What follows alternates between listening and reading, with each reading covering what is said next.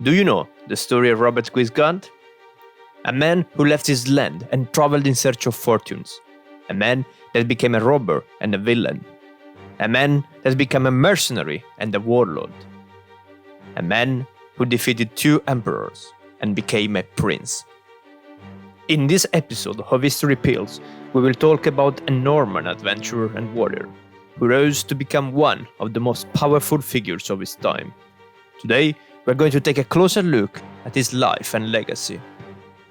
The legacy of a man who truly lived up to his nickname, the Wily. But first, if you would like to support the channel and get more content like this, smash the like button and subscribe. It really helps. Thank you, and let's go with the intro.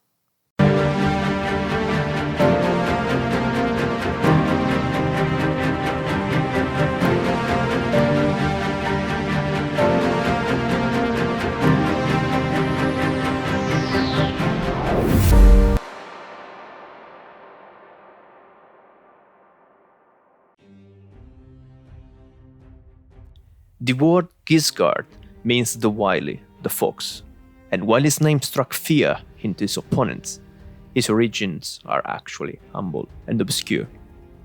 Being the 6th born of a minor nobleman in Normandy, from a young age he was determined to make something of himself.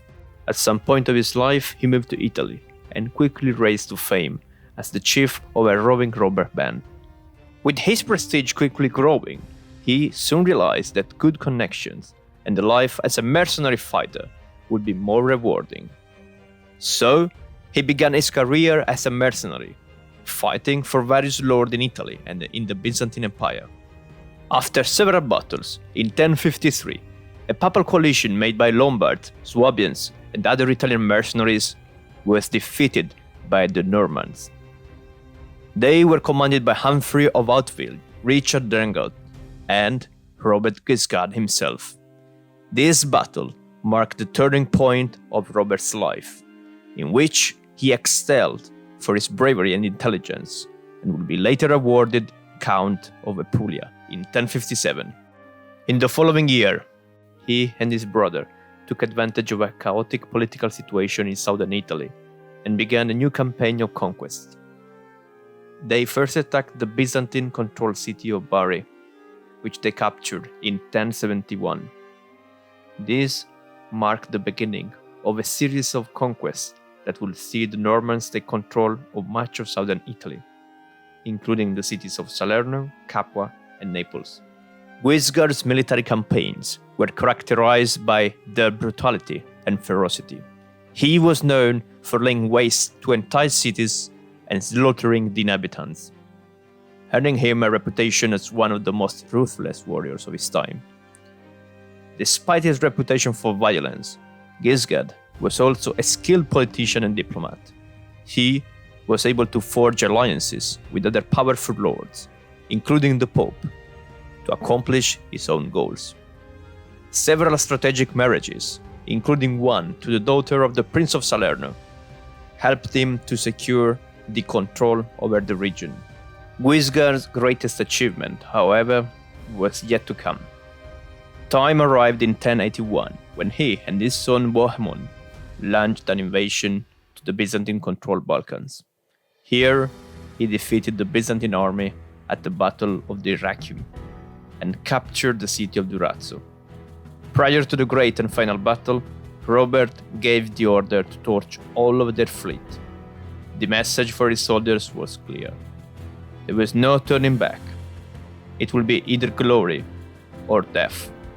With this move, the campaign was won, and for the first time in history, following the fall of Rome, a Western European army had defeated a Byzantine army and this emperor on its own territory. The Byzantine Emperor, in order to avoid complete disaster, fomented several rebellions in Apulia and asked for the support of Henry IV, Emperor of the Holy Roman Empire. Henry moved his troops in Lazio and sieged Rome, thus forcing Robert to leave Greece.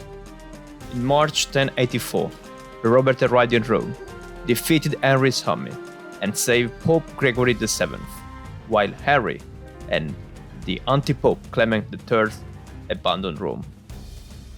Robert had defeated 2 emperors and was now ready to go back to the Byzantine Empire. However, a few months later, Robert died due to a strong fever. A man who was about to become one of the most powerful men on earth died to a fever. Looking back at his life, despite his many successes, Guiscard's rule was not without its challenges. He faced rough opposition from other powerful lords, as well as from the papacy, which saw its conquests as a threat to its own power. Despite these challenges, Robert Guiscard's legacy lived on. He had carved out a powerful and independent state in southern Italy, and his descendants will go on to play a major role in the politics of the region and of Europe for centuries to come. His military campaigns and political acumen have been a source of inspiration for military leaders and politicians throughout history, earning him the other name of Terror Mundi, the terror of the world. Thanks to his conquest of Calabria and Sicily, Guiscard will be instrumental in bringing Latin Christianity to an area that had historically followed the Byzantine Rite that was now under the Islamic rule. For his fight and faith in the Catholic Christianity, in Dante's Divine Comedy, Guiscard's spirit sits in the heaven of Mars, along with other warriors of the faith, to exemplify the cardinal virtue of fortitude. In the Inferno, Dante describes Guiscard's enemies as a field of mutilated shades stretching out to the horizon. Although Robert's story is not well known to the general public, he played an important role in the development of Western society. Did you know about his story? Or do you know any other less known piece of history? Share it in the comment. And as we are a growing community, subscribe to the channel to be part of it. Thanks for watching. Bye!